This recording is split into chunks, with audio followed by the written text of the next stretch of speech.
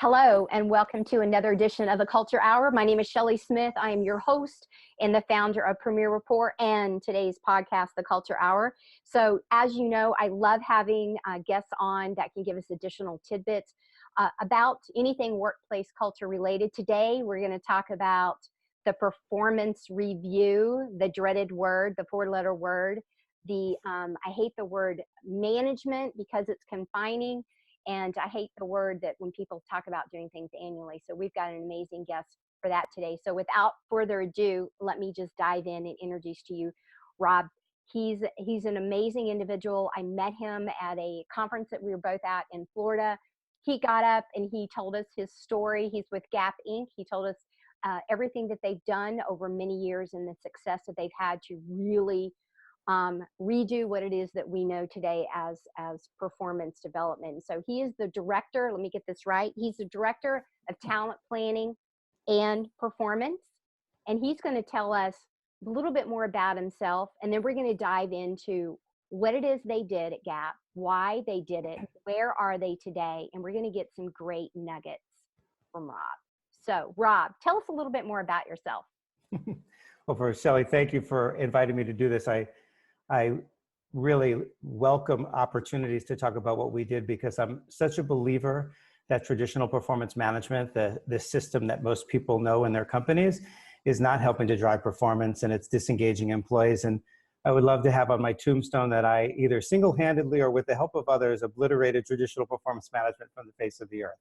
That's my passion. That's my goal. I like that goal. So a little bit about me. I have been in retail or around retail since I was 16. I'm 58. You do the math. You can tell how old and how long I've been in this business. And about a third of the way through my career, what I really discovered was my passion was around all things performance. When I had an opportunity to help people who worked for me or people who worked around me get better at what they did by helping them find the unlock, that's when I was on fire. That's when I shined. And I looked for opportunities all throughout my career to do more of what I think most people would think of as training. I think of as sort of mentoring and coaching and guiding. And eventually, while I was at Macy's, actually, in California, the VP of training and development finally gave me my first job out of the business and in HR. And I was a systems trainer, and mostly through doing, not through education, I have sort of expanded to do pretty much everything in HR. But my love is and always will be everything around performance. So I love getting up in front of audience and teaching. I love helping people do what they do better and finding that unlock. And about 7 years ago now, my CHRO asked me if I would be interested in helping to change performance management at Gap. And I stepped into a role that was exclusively focused on performance management, and we blew it up. And we continue to blow it up, and I continue to talk about it because I think it's such an important change for companies to make. Absolutely. So you've already given us a few nuggets. I want to make sure that we come back and I love the word unlock. So I want to hear you define that. And probably it goes hand in hand is I want you to define performance. So first, let's define in out of Rob's definition of what is performance, and then what do you mean by unlock? And then I'll give you your first question to elaborate into what it is you guys started 7 years ago. Okay, well, if you had asked me 15 years ago what performance was, I would have talked about business performance. That would have been where my head would go. And I think that's where most leaders probably define performance. But after reading Dr. Carol Dweck's book about growth mindset and understanding that performance really is about getting better, it's about finding what's holding you back and changing something so that you can do something better every time on your journey toward, as Dan Pink would call it, mastery. That to me is what performance is all about.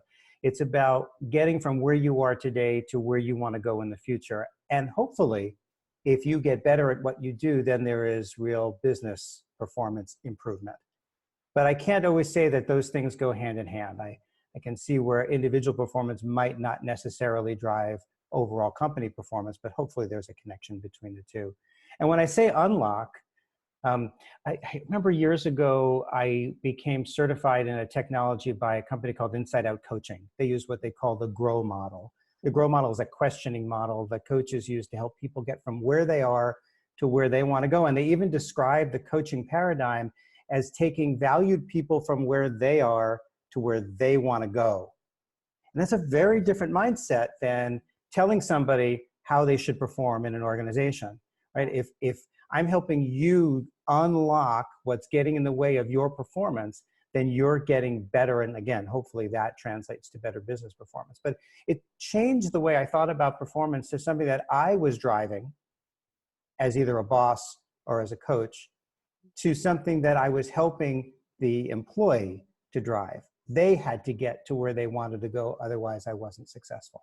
No, I love that. It resonates on so many levels from things that I've certainly read. Dan Pink that you talked about, as well as, some recent books by Marcus Buckingham. And he talks about that velocity and mass equating to really momentum, which I love, versus talking about somebody's potential or capability, because that one shuts us down, but momentum can be a positive in any sphere. And it's like, how do we continue to gain momentum? And I love that unlock, because it's, for me, metaphorically, it's the removal of the road barriers and the pitfalls and the holes and all that sort of stuff. So I love that.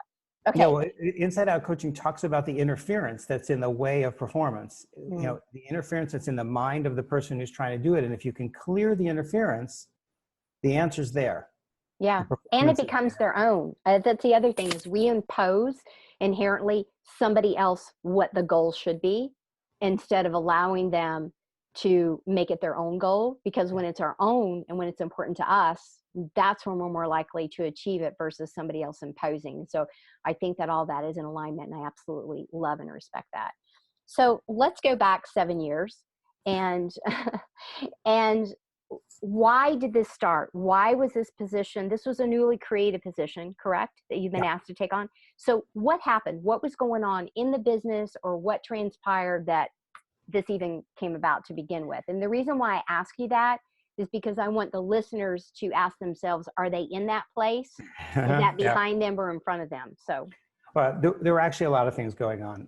First, we had heard for years, and I don't think it's just come as a surprise to anybody who works in an organization, that our managers and employees did not like our performance management process. They thought it was cumbersome, time-consuming, too focused on a year-end event, and a lot of work for very little reward. Yeah, we were able to allocate reward as a result of the process, but it really didn't do much other than that. Mm-hmm. So there was always that kind of looming in the ether. But a couple other things happened in 2013 that drove us to make this change. First, we were trying to go global as a company. We were a regionally based company, and our CEO really wanted to be global. And his perspective was, anything that we could do differently is something we should be trying right now to be more successful in a global market. So he kind of liked the idea of looking at performance management as well as all the other things he was looking at. But he also came to us and said, performance management is way too complicated. We need to make it simpler. Mm-hmm. So there was actually a mandate from the CEO at that moment to do something about performance management to make it simpler. He wasn't thinking about making it better or more effective. He was just thinking about making it simpler. At the same time, there was so much being written by these gurus out there. Samuel Colbert is a perfect example, Southern California-based HR professor, guru, brilliant guy who wrote a book called Get Rid of the Performance Review, ! And it's a 256-page rant about everything wrong with traditional performance management, mostly focused on the administrative aspects of it, the one-time review, the rating that pits people against each other. And from his perspective, the change needed to be toward talking more, providing regular coaching and feedback throughout the year. But it's a rant. The whole thing is a rant, including right on the cover where he has the exclamation point in the title. So there were people like him who were writing specific about performance management. There were people like Dr. Carol Dweck, who I mentioned, who were talking about what drives performance. Dan Pink talking about what drives performance specifically in what he describes as knowledge workers, this sort of new generation of workers who we pay for their ideas and their creativity, mm-hmm. as opposed to their productivity. Mm-hmm.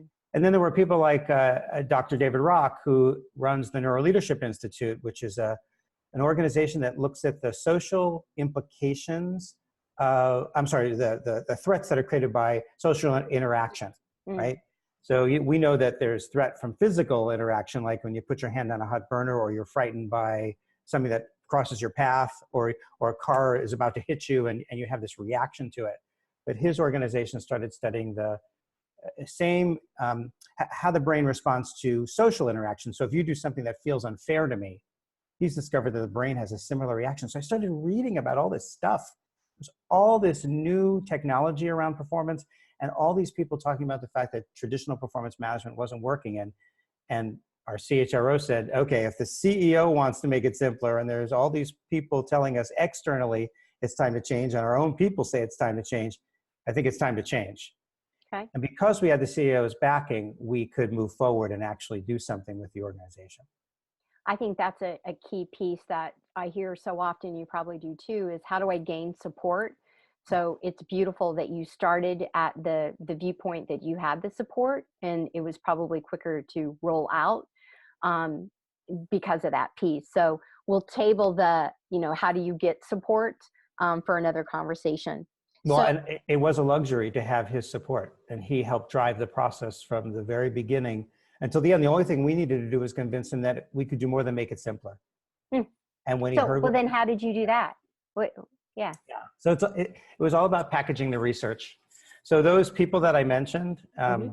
Dan Pink, Samuel Colbert, David Rock, and Carol Dweck, once I read their books and understood their philosophies and sort of created my own point of view about what could drive performance in our company, we went back to him and we said, look, this is what's out there in the world now. This is what we know today that we didn't know in the past. This is why the current process actually demotivates. This is what we could do to engage our employees in a very different way. And by the way, we can still allocate differentiated reward at the end of the year. Are you game? Mm-hmm. And he said, yeah. I mean, so it was taking the research and coming up with our own point of view to show that science says we need to be doing something different than what business has traditionally done. So where did you start? What was your first, I'm going to say 6 months to year like? Well, I spent the first year actually creating this program with a team of people, but my very first step was I went to a discussion that was run by the West Coast representative of Burson by Deloitte, their consulting practice. They wanted to bring people like me together who were thinking about changing performance management to just have a discussion. And clearly they wanted to make some money, right? They were hoping that they could provide their consulting services to anyone who wanted to do this. But a woman named Stacia Garr was like this first person that I spoke to, and the maybe 10 practitioners just like me from local Bay Area companies who were coming to do the same thing. We all sat in a room for like 3 hours, and it was this amazing unlock for me in a couple different ways. First, I met people, again, just like me who are doing this. All the people who were in that room are still in touch today. They're like my talent management posse, right? Whenever I've got a question, whenever I want to share something, we still talk to this day, even though some of us are not in the same companies and some of us are not even in the Bay Area, we still talk.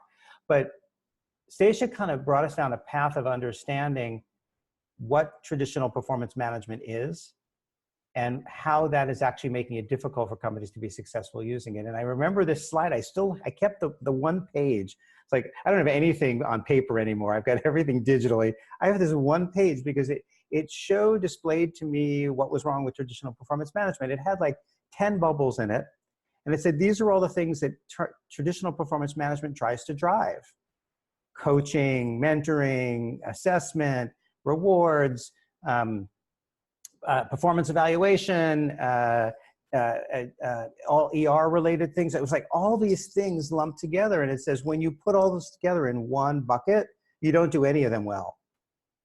And it sends the wrong signal to your employee when you combine mentoring and coaching with assessment and reward, right?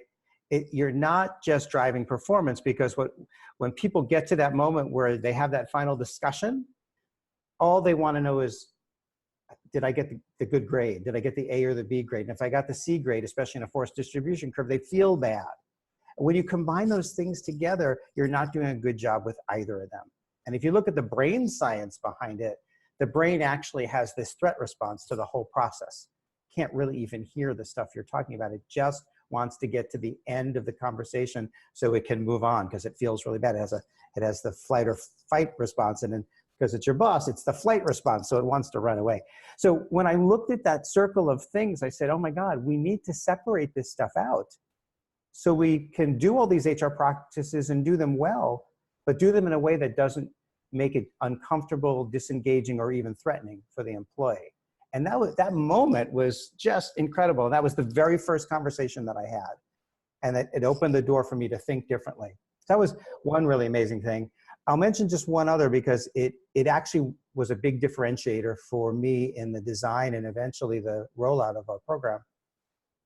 I started talking to other companies. So many of them were the companies that were in the room with me. But those were companies who were just starting on their journey. I needed to talk to companies that were a step or two ahead of me. So I called companies like Kelly Services, who actually did this in 2008 with no hoopla. Nobody even knew what they were doing. I called Juniper Networks, who got a lot of press on the changes that they made. Adobe and Dolby Systems, two companies, again, that were ahead of us, and Starbucks, and REI. REI was the only other retailer who had done something before us. And those conversations really helped me in that first year to know if it was possible, if they were seeing proof points that these kinds of changes actually worked and that rewards wasn't going off the deep end, at the end of the year, blowing up. And I had a conversation with the then Senior Vice President of Talent at Juniper Networks, a guy named Greg Pryor. He's now at Workday. And I think I had talked to everybody on his team. I probably had 20 conversations with them because they were so far ahead of us. And he said to me, you don't need to ask me what we did. Let me just tell you one thing that we learned that could be helpful to you. And he said, don't change your performance management process without being really clear on what your talent philosophy is. And if you don't have a talent philosophy, develop that first before you change your performance management process, because your process has to sit on a philosophy. It can't just be a process. And he said, I want you to check out two things. One thing was something that IBM was doing, and although I can't remember exactly what it was, it didn't feel culturally appropriate to use in our company. But the other thing he mentioned was Dr. Dweck's growth mindset philosophy. And when I read her book, it was like, okay, now we're talking. This is a philosophy that says everybody can get better. Not just about your high potentials, not just about your senior leaders. Everybody can grow and develop if they believe they can. If they approach what they do with what she calls growth mindset, people who believe that it's about the journey toward mastery, about getting better, about growing, about making a mistake, but learning from that mistake and applying what you learn to the future. It's like, think of what athletes do all the time. The person who's trying to jump over the high bar, first time he or she does it, probably doesn't make it. They probably knock the bar down. Then they watch a video of somebody else doing it and they arch their back in a different way, or they run a little bit farther and they still knock the bar down. Eventually though, after trying and maybe getting some coaching, feedback, they get over the bar. And what's the next thing they do? They raise the bar a little bit higher and they start all over again. That's the mindset that you want in your employees, that they can get better, that they can constantly learn and try. Think rapid prototyping. That's a term that's used in Silicon Valley all the time. Trying something quickly, see if it works. If it works, do it again. If it doesn't, figure out what you want to change and try it again. It's just like what athletes do. That's growth mindset. So when I heard about that, God, I thank Greg every day, because that became our talent philosophy. I love that. And we rolled that philosophy out first to help people really get an understanding of what we mean by everybody can grow, and it's okay to make a mistake as long as you learn from it, before we actually change the process of performance management. So for our listeners out there, they have the luxury that the Gaps of the world have sort of forged the road and the lessons learned, and taking what was in the book science and put it into applicability in real time. I think a lot of times when we read books, think, oh, that's amazing, but that doesn't work in real life. Or who in the world did they talk to? What was their sampling? So I love the combination that you talked about of the research and then actually talking to people who have been living it and breathing it in order to get in some tips. And the biggest thing that I heard is start with the philosophy. And it sounds like for the listeners who have been thinking about this, who were not the early adopters, such as Gap, but it sounds like their starting process is to literally go on, do some research, find out some things that are already out there. It's almost like print everything you've got and then highlight it to come up with your own philosophy, Right. right? Kind of wordsmith it, come up with your own philosophy to get you going, that gives you something to aspire to. So I heard that as a big number one. The other piece is, I love the fact that you talked about the mind shift and the mindset, because it's huge, because we are, our beliefs are self-limiting and they're imposed upon inside of our mind. So absolutely love those, and a couple of the metaphors that you looked at for that. Shelley, let me just Let's, add one more thing on to yeah, that, because you yeah. asked me what that first year was like. Mm-hmm. The, there was press maybe a year ago, a CEB produced a white paper that said that companies had made a mistake by getting rid of ratings, and that some companies were turning back and going back to ratings. And this really isn't a conversation about ratings. This is about changing to a learning culture.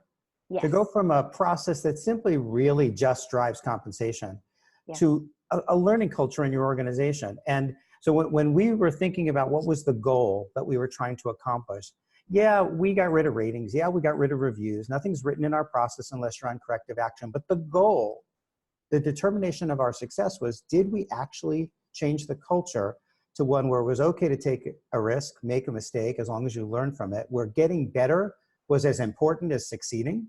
Mm-hmm. That was really our goal. And to move from traditional performance management to that kind of culture is a huge change. Yeah. So for anyone on this podcast who understands change management principles, every single one of them applied here. We had to have a robust team helping us. We had to have sponsorship. We had to do all the things that you do when you're doing a change plan. Talk to your employees and understand where they are so you can figure out how to get them to where they need to go. Yeah. We needed to make the change plan flexible because different parts of the organization were in different places. There had to be massive amounts of communication. There had to be the opportunity to practice and maybe fail and learn as we were changing this process. There had to be continuous improvement. So all the things that you think of that need to happen were happening in that year that we rolled this out in 2014. So this was no small change. So I just don't want anyone to walk away from this conversation thinking, okay, well, we could just get rid of reviews, we can get rid of ratings, we can ask our people to talk more, and everything's going to be fine. No. This system, with a philosophy, with changes to how we ask managers to give feedback, actual changes to the process, yes, but really more changes to behavior. Well, you said some additional really important things I want to make sure that people heard you say. And again, why you're on the culture hour is you talked about the culture piece. So we all agree. Well, I don't know that we all agree. Most people will agree culture matters, right? It's a level of which does it really matter? Well, the reality is when there's more than two people, you've got a culture that's happening of some sort. So the more you are clear and intentional about the philosophy behind the culture, to use your words, the more likely that you're going to keep the engagement and the retention and attract the people like a magnet that like that type of culture and get that philosophy that you're trying to do. So I love that you restated that. And I'm going to add a word that's outcomes. So really what you're talking about is, what are we trying to achieve? What are the outcomes? And if I heard you correctly, it was about the shift of the culture and the thought behind giving a performance, that it wasn't about the money, but really it was about, how do we level people up? How do we unlock them? How do we get them into their full momentum? And so it could be different for all the listeners. It might be something else, is what is another takeaway. It doesn't need to be that you're shifting your culture to one of a learning culture. It could be something else that's driving the change in the performance development system, is my point of that. So the key, like you said, is, what is the philosophy? And the philosophy has to be tied to, what is the outcome you're trying to achieve? So you can begin with an analysis of, where are we today? And then how do we begin to curate that to create it and get there tomorrow? So I love that. And I don't want to oversimplify it, but just to kind of make sure that people don't think, oh, well, our culture is never going to be one of a learning culture, so I guess we're going to have to keep our annual performance and merit reviews. No. It's about, like you said, define the culture, the philosophy, where are you now and where is it you're trying to go? Because there might, or it may be, a huge shift or a little shift or someplace in between. So again, just because the culture hour is actually not a full hour, for those that are listening know that. So unfortunately, I've got to come into a bit of a wrap up mode because you've given us so many different nuggets. I think we're going to have a continuation of this. But what are some huge maybe learnings, huge takeaways that you've had now that you've, 7 years? I know that from being in the session, the people listening don't realize you started with a smaller group inside the corporate office, and then you continually bled it out, and now it's literally the entire Gap corporation, correct? All levels are doing this. 140,000 employees globally. So just so everybody knows that no, he didn't start that 7 years ago, but they're at that now. So the other thing is you got to have patience. You've got to be able to, and correct me if I'm wrong, roll it out. And you kind of talked about this with the Silicon Valley pieces. Roll it out, keep, adjust, roll it out bigger, keep, adjust, roll it out bigger. And then finally you get that whole momentum piece.